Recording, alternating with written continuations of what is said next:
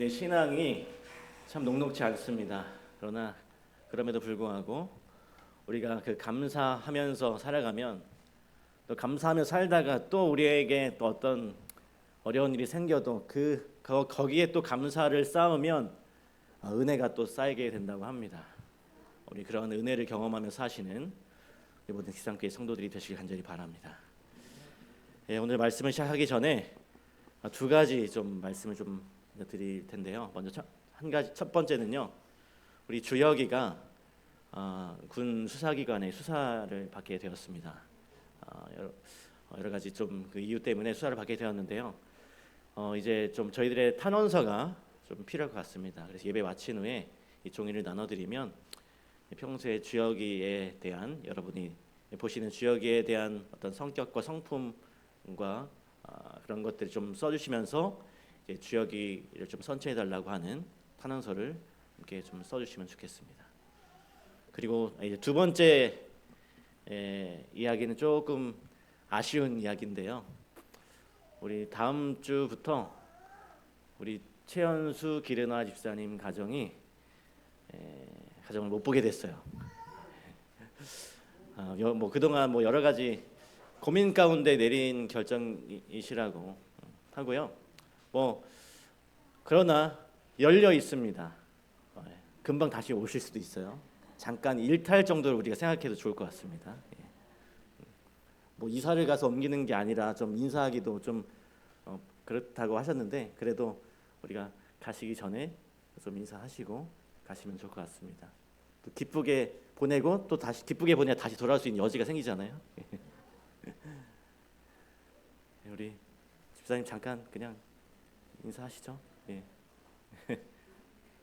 나와서 인사를 하셔도 좋을 것 같습니다. 예.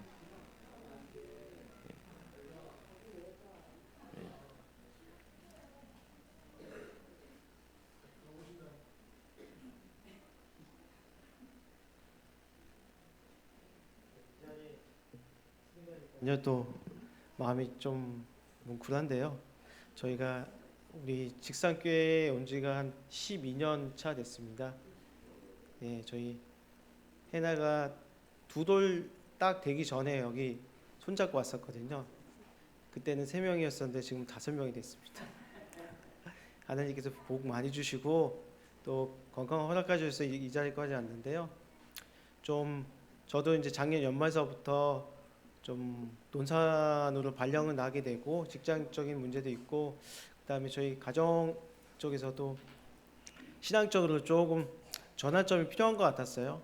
좀 더 지금 저희가 보기에는 모래 위에 쌓은 집같이 불안하고 한데 좀 더 견고하게 좀 할 수 있는 방법을 고민하다가 좀 이런 결정을 내렸습니다. 많은 분들 좀 아쉽고 또 좀 감사하고 한데요. 좀 너그럽게 좀 이해해 주셨으면 좋겠고요. 또 혹시 또 저희 가정을 통해서 또 좀 불편함을 겪거나 좀 속상하셨던 분 계셨으면 좀 너그럽게 이해해 주셨으면 좋겠습니다. 감사합니다. 예. 너무 다시 돌아오실 수 있는 너무 인사를 거하게 하신 것 같습니다. 아무튼 일탈 정도로 생각하겠습니다. 다시 돌아올 수 있다는 여지를 두고 하도록 하겠습니다.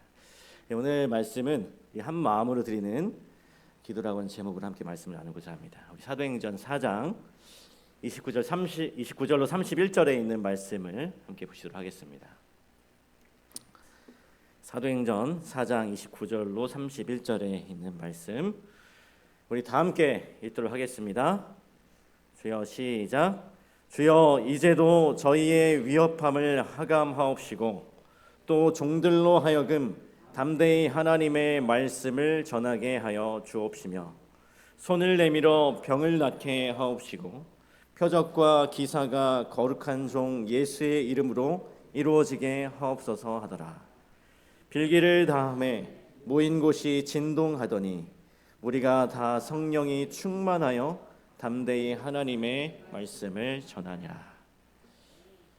사도행전 이 4장 이 말씀의 배경은 이렇습니다. 여러분들이 아시는 것처럼 이 사도행전 3장에서 베드로와 요한이 성전 미문 앞에 앉아 있던 장애인을 고칩니다. 그리고 이제 이 베드로와 요한이 이 솔로몬의 행각이라는 곳에 모여서 사람들에게 예수 그리스도께서 죽으셨다가 부활하셨으며 하늘로 승천하셨음에 대한 그들의 삶의 증거를 나누게 돼요. 근데 여러분, 예수님께서 죽으셨다가 다시 부활하셨다고 하는 이 이야기를 듣기 싫어하는 사람들이 있었죠. 누굽니까? 바로 이 예수 그리스도를 죽음으로 내몰았던 유대의 지도자들은 그 이야기가 너무 듣기 싫었을 거예요. 그래서 이것을 싫어한 제사장들과 성전 맡은 자들에 의해서 베드로와 요한이 붙잡혀 가게 되고 그리고 공회 앞에 서게 됩니다. 그들은 예수 그리스도를 이 죽음으로 내몰았고 예수 그리스도의 죽음의 장본인들이었기 때문에 그 죽은 예수가 다시 부활했다고 하는 이 베드로와 요한의 증거와 그 말씀들, 그 설교들이 너무나 마음에 부담이 되었던 것입니다. 할 수만 있으면 이 베드로와 요한의 입을 막기 위해서 그들을 제거하고 싶은 마음이 그들의 마음속에 불같이 일어났어요. 그 입을 막고 싶고 또 그러기 위해서 가장 좋은 방법은 그들을 없애는 것이었습니다. 그러나 그렇게 할 수가 없었어요. 왜 그랬을까요? 왜냐하면 이 베드로와 요한의 말씀을 듣고서 따르는 백성들의 수가 너무 많았습니다.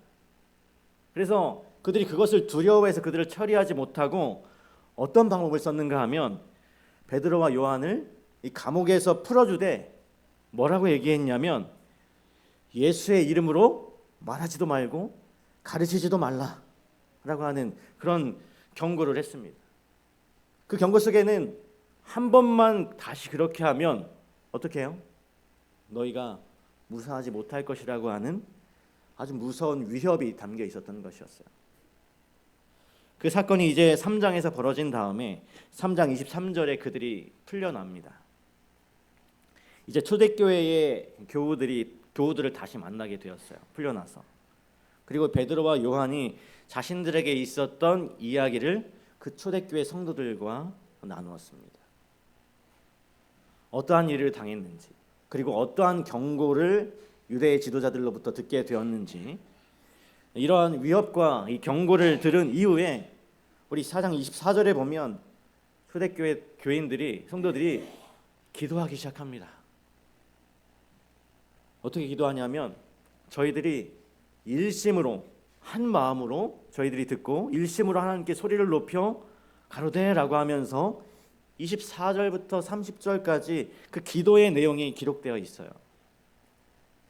그리고 31절의 필기를 다음에 어떻게 됐습니까? 오늘 우리가 방금 찾은 본문처럼 땅이 진동하더니 성령 하나님께서 그 백성들에게, 이 초대교회 성도들에게 성령이 임하는 그 장면이 펼쳐지게 되는 것입니다.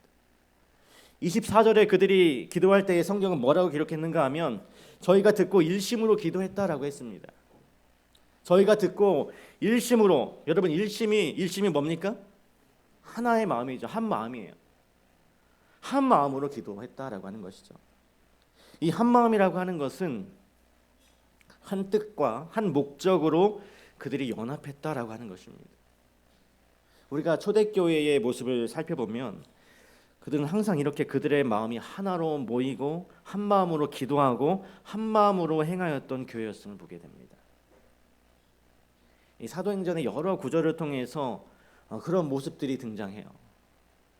사도행전 1장 14절에 보면 예수님께서 하늘로 이제 승천하신 이후에 그들이 모여서 기도했는데 어떻게 기도해요? 마음을 같이하여 기도했다고 사도행전을 묘사하고 있습니다. 또 우리가 찾은 사도행전 4장 24절에 그 유대의 지도자들의 경고와 위협을 받은 그들이 역시 일심으로 하나님 앞에 목소리를 높여 기도했다라고 성경은 말합니다. 그리고 사도행전 5장 12절에서 초대교회 성도들은 그들이 모일 때 다 마음을 같이하여 모였다라고 기록하고 있어요. 여러분, 그래서 사도 바울이 로마서 15장 6절에서 말하기를 우리로 한 마음과 한 입으로 아버지께 영광을 돌리게 하려 하노라. 라고 했습니다. 오늘 우리들의 모습이 어떠해야 함을 권면하고 있습니까? 한 마음과 한 뜻으로 아버지께 영광을 돌리는 삶을 살아야 한다라고 권면하고 있는 것입니다. 이것이 바로 초대교회의 모습이었고, 아울러 오늘 마지막 시대를 살아가는 우리 교회를 향하여 주시는 메시지이기도 하죠. 바로 한 마음, 일심, 연합, 이것이 이 초대교회가 큰 능력을 발휘할 수 있었던 아주 중요한 원동력 중에 하나였다라고 하는 것입니다. 여러분, 오늘 우리 직산교회, 우리 교회는 무엇으로 하나 되어야 할까요? 같은 목적과 같은 바람과 같은 소망, 그것을 이루기 위해서 하나로 연합된 하나의 원동력이 우리 직산교회에 있어야 하는 것입니다. 네, 여러분, 하나 되는 것이 쉽지 않습니다. 쉽지 않은 일이에요. 여러분, 하나의 마음이 된다는 게 참 어려운 일입니다. 심지어 이 한 이불을 덮고 자는 부부 사이에서도 한 마음이 되기란 참 어렵습니다. 여기 인간 이유라고 하는 책이 있는데요. 이 책이 어떤 내용인가 하면 이 지구를 황폐화시키는 유일한 종이 있는데 그것이 누구일까요? 사람, 인류라고 하는 것입니다. 인간만 들어가면 세상이 황폐해진다는 거죠. 예를 들어서 이 호주 대륙에 인간이 들어가지 않았을 때는, 인간이 들어가지 않았을 때와 들어간 이후에 이 호주 대륙에 살고 있는 85%의 생물들이 멸종을 당했대요. 인간 때문에 그런 거죠. 그리고 다양한 바이러스들이 생겨납니다. 그리고 뭐 원자력, 원전처럼 인간들이 만든 이 방사선 물질 때문에 온 지구가 오염되고 파괴되고 깨어지게 되는 것입니다. 강과 바다, 산과 나무가, 하늘과 땅이, 또 낮과 밤이 좀 다른 것 같지만 그것이 서로 절충하고 보완하며 하나의 조화를 이루고 살아가고 있는데, 이 지구상에서 유일하게 이 하나됨, 이 조화를 깨뜨리는 존재가 있는데 그게 누구예요? 사람이라고 하는 것입니다. 그래서 이제 이 책에서는요, 만약 지구상에서 인류가 없어진다면 어떻게 될까를 가정해서 쓴 이런 과학적인 그런 책입니다. 참 우리들에게 시사하는 바가 큰 메시지가 있는 것 같습니다. 유일하게 이 조화를 깨는 존재, 그 존재가 인간이라고 하는 것.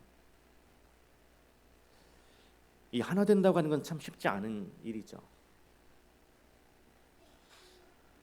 여러분, 이 초대교회 성도들도 연약한 사람들이었습니다. 오늘 본문의 사건이 있을 때 이 유대 지도자들로부터 그 예수의 이름으로 아무것도 하지 말라고 하는 경고와 위협을 받았을 때 그들도 분명 두려움을 느꼈을 것입니다. 그리고 떨림이 있었겠죠. 그래서 주여 이제 저희의 위협함을 하감하옵시고, 그들이 위협함을 느꼈다라고 하는 것입니다. 이렇게 말하는 것은 그들이 받은 경고가 예수 그리스도의 이름으로 가르치거나 전하거나 말하거나 예수 그리스도에 관련된 그 어떤 일도 하지 말라는 것이었어요. 여러분, 이 초대교회 성도들은요, 이 유대 지도자들이 어떻게 예수님을 죽음으로 내몰았는지를 누구보다 잘 아는 사람들이었습니다. 어떻게 예수님이 돌아가셨는지 눈으로 본 사람들이었어요. 예수님을 반대하고 핍박하며 결국 그분을 죽음으로 내몰았던 그 위협이 이제 누구를 향하고 있는 것입니까? 이제 바로 자기들을 향하고 있다라고 하는 것을 그들이 느끼고 있는 것입니다. 예수 그리스도의 이름으로 전하거나 말하거나 행하거나 하지 말라고 하는 그 경고를 받았을 때 그들의 목숨이 위협을 당하게 된 것입니다. 그런데 여러분, 오늘 본문에 보면 그들은 그 위협에 굴복하는 대신에 기도함으로 당당하게 맞서는 모습을 우리가 볼 수 있어요. 그들의 기도가 이렇게 시작이 됩니다. 저희가 듣고 일심으로 하나님께 소리 높여 가로되, 대주제여 천지와 바다와 그 가운데 만물을 지은 이시오, 또 주의 종 우리 조상 다윗의 입을 의탁하사 성령으로 말씀하시기를 어찌하여 열방에 분노하며 족속들이 허사를 경영하는고, 세상의 군왕들이 나서며 관원들이 함께 모여 주와 그 그리스도를 대적하도다 하심이로소이다. 그들이 위협을 당한 다음에 일심으로 하나님 앞에 부르짖어 기도하는데 그 기도의 내용이 어디에 나오는 건가 하면 이 시편 2편의 내용입니다. 이 초대교회 성도들이 이 시편 2편의 내용을 근거로 하나님 앞에 기도하기 시작합니다. 여러분, 이 시편 2편은 이 시편에 기록된 그 메시아를 예언하는 시편 가운데 첫 번째로 등장하는 시편이에요. 다윗은 이 시편 2편을 통해서 무엇을 이야기하고 있는가 하면 곧 기름 부음을 받을 자가 일어날 터인데 그 앞에 그 기름 부음 받을 자를 대적하여 열방과 세상의 군왕들이 일어나고 그 기름 부음 받은 자를 대적할 것이라 라고 이런 이야기가 시편 2편에 기록되어 있습니다. 근데 지금 이 초대교회 성도들이 자기들을 대적하는 무리가 일어난 것을 보고 기도하면서 시편 2편을 근거로 하나님 앞에 부르짖고 있는 것입니다. 그 메시아를 향하여 일어날 세상의 적대 세력들, 세상의 군왕들, 세상의 세속적인 권력들이 예수 그리스도 메시아를 죽음으로 이끌어가게 될 터인데 그와 똑같은 무서운 세력이 지금 누구를 향하고 있는 것입니까? 이 초대교회 성도들을 향하고 있는 거예요. 그들을 향하여 다가오고 있는 것입니다. 그래서 그들은 이 시편 2편을 기억한 것입니다. 왜냐하면 이 시편 2편에 보면 그 기름 부음을 받을 자가 어떻게 하냐면 철장으로 그 세상의 권세를 무너뜨리는 그 장면이 기록되어 있어요. 그들은 지금 시편 2편을 근거로 비록 자기들에게 지금 목숨을 위협받는 위태로운 가운데 있지만 우리 주님께서 그 세상의 권세를 철장으로 깨뜨리시고 그들을 구원하시고 높은 시온산 위에 그들을 세우게 될 것을 확신하는 가운데 지금 이 기도를 드리고 있다라고 하는 것입니다. 이렇게 분명한 믿음과 확신으로 하나 된 기도를 드렸을 때 여러분, 그들에게 어떠한 일이 벌어졌습니까? 바로 빌기를 다하매 모인 곳이 진동하더니 우리가 다 성령이 충만하여 담대히 하나님의 말씀을 전하니라. 그들이 이렇게 합심하여 한 마음으로 기도했을 때 그것이 어떻게 됐다고 기록합니까? 진동했다라고 기록합니다. 땅이 울렸어요. 그들이 모여서 기도하던 곳이 크게 진동하더니 성령께서 그들에게 충만히 임재하는 모습이 기록되어 있습니다. 여러분, 이 강한 진동은 울림과 떨림이죠. 그들이 기도하던 장소가 막 울렸어요. 떨렸습니다. 이것은 이 성령의 임재를 우리에게 가시적으로 보여주는 장면인 것이죠. 성령께서 임재하심으로 그 강한 능력의 임재가 그들이 기도하던 장소가 큰 울림과 떨림으로 진동하는 장면으로 기록되어 있는 것입니다. 그럼 이 강한 진동, 저는 오늘 이 시간에 이 진동에 대한 이야기를 좀 해보려고 해요. 여러분, 진동이 무엇입니까? 진동은 일정한 주기로 변화하는 운동 에너지를 말하는 것입니다. 쉽게 말하면 울림과 떨림이에요. 여러분, 이 진동의 움직임을 보여주는 예가 있을까요? 진동의 움직임을 보여주는 예. 우리 간단히 예를 들어서 우리 여기 피아노가 있는데 이제 피아노를 치면 건반을 두드릴 때 그 건반의 헤드가 뭘 치게 되어 있습니까? 피아노 속에 있는 강하게 매어 있는 그 현을 땅 치게 됩니다. 그러면 거기서 뭐가 발생해요? 진동이 발생해요. 진동이 발생하면서 그 진동이 이 공기의 파장을 통해서 우리의 귀까지 들리는 것입니다. 이게 진동입니다. 근데 여러분, 저는 여기 이 진동에서 조금 더 한 걸음 더 나아가서 공진이라고 하는 것이 있습니다. 여러분, 이 공진이 무엇일까요? 이 공진은 이렇게 설명이 됩니다. 특정 진동수를 가진 물체가 같은 진동수의 힘이 외부에서 가해질 때 진폭이 커지면서 에너지가 증가하는 현상. 조금 어렵습니다. 예를 들면 이런 것이에요. 여러분, 그네를 밀면 이제 왔다 갔다 하죠. 왔다 갔다 합니다. 여러분, 그네 다 밀어보셨죠? 이것도 하나의 진동 에너지인데요. 그네가 이렇게 움직이는데 그 그네를 더 높게, 더 높고 더 힘있게 움직이려고 우리가 밀어주잖아요. 이 밀어줄 때 여러분, 그네를 어떻게 밀어야 더 힘있게 밀어집니까?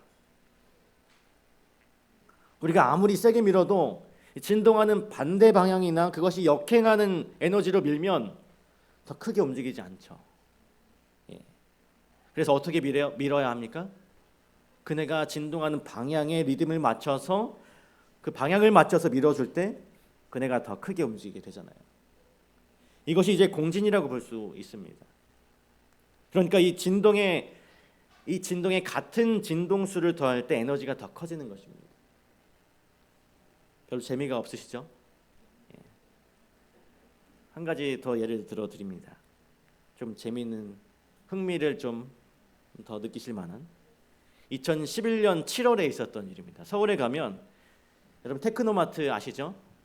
동서울 터미널 앞에 있는 구이동에. 근데 거기서 한 소동이 일어났습니다. 마치 건물 바닥이, 건물이 참 튼튼하게 지어졌는데 이게 건물 바닥이 마치 엿가락처럼 울렁거리는 현상이 발생한 거예요. 그래서 그 건물 안에 있던 수많은 사람들이 다 대피하고 소동이 났습니다. 그래서 갑작스럽게 이 건물이 울렁거리니까 도대체 무슨 일인가 하면서 사람들이 다 놀라고 그 이유를 찾으려고 합니다. 그래서 뭐 혹시 이 건물에 하자가 있는지 여러 가지 조사를 했겠죠. 왜 그랬는지. 혹시 당시에 서울에 지진이 난 것은 아닐까? 확인해 보니까 지진은 안 났어요. 혹시 강풍이 불었었나? 했더니 그날 바람이 없는 고요한 날이었습니다. 그런데 이 건물이 큰 울림 때문에 사람들이 느낄 만큼 울림 때문에 대피를 하게 된 사건이 벌어진 거죠. 그래서 한동안 이 언론에서 이 건물이 왜 흔들렸을까에 대해서 아주 여러 취재들이 있었습니다. 그러다가 이유가 밝혀졌습니다. 그 이유가 무엇이었을까요? 여기 그림을 보시면 좀 이해가 되실까요? 이제 이 공진이라고 하는 것과 상관이 있습니다. 이 건물 12층에 체육관이 있었대요. 거기서 그날 오후에 한 20명 정도 되는 사람들이 모여서 이 태보라고 하는 운동을 하고 있었습니다. 태보가 뭔지 아세요? 뭐 저도 해보지 않았지만 이 태권도와 어떤 뭐 에어로빅과 합쳐진 그런 이렇게 발을 열심히 굴르면서 하는 운동이라고 합니다. 근데 이 20명의 사람들이 같은 템포로 뭘 굴렸냐면 이렇게 발을 구른 거예요. 발을 굴렀는데 그 울림 때문에 이 건물의 공진 현상이 일어난 거죠. 근데 겨우 20명이 발을 굴렀다고 해서 그렇게 큰 빌딩이 움직일 수 있을까요? 이해가 잘 안 되죠. 그래서 이 대한건축학회에서 그날 실험을 진행합니다. 똑같이 어떻게 했는가 하면 12층의 사람들을 모아놓고 발을 구릅니다. 근데 공교롭게도 이 테크노마트 건물의 수직 진동수가 2.7Hz라고 해요. 근데 그들이 그날 발을 구르면서 운동했던 그 발의 그 진동수가 정확히 수직 진동수인 2.7Hz와 정확히 맞아 떨어진 것입니다. 이 공진이 같은 에너지가 들어가면 그 에너지가 더 커진다고 했잖아요. 그러니까 이 원래 2.7Hz의 진동이 있었던 그것에 공진의 힘이 가해진 것입니다. 그래서 에너지가 증폭되는 현상이 벌어진 거예요. 그래가지고 이 건물이 그 발구름 때문에 이렇게 흔들린 것입니다. 여러분 20명의 이 발구름이 38층의 건물을 흔들었다라고 하는 것입니다. 참 대단하죠. 이것이 공진 에너지입니다. 이 공진 에너지의 이런 예는 역사 속에도 있어요. 1831년에 영국의 한 보병 부대가 맨체스터 근처의 한 현수교를 지나가고 있었습니다. 근데 여러분 군인들이 걸어갈 때 어떻게 걸어갑니까? 척척척척 발을 맞춰서 걸어가죠. 근데 공교롭게 그 다리의 진동수와 이 발구름의 진동수가 맞아 떨어져서 다리가 무너져요. 그래서 여러분 좀 지혜로운 교관들은 군대에서 다리를 건널 때 절대 발을 맞추지 않는다고 합니다. 여러분 이것이 바로 공진의 힘입니다. 근데 저는 오늘 이 시간에 이 공진을 이 기도에 좀 접목해서 살펴보도록 하는 것입니다.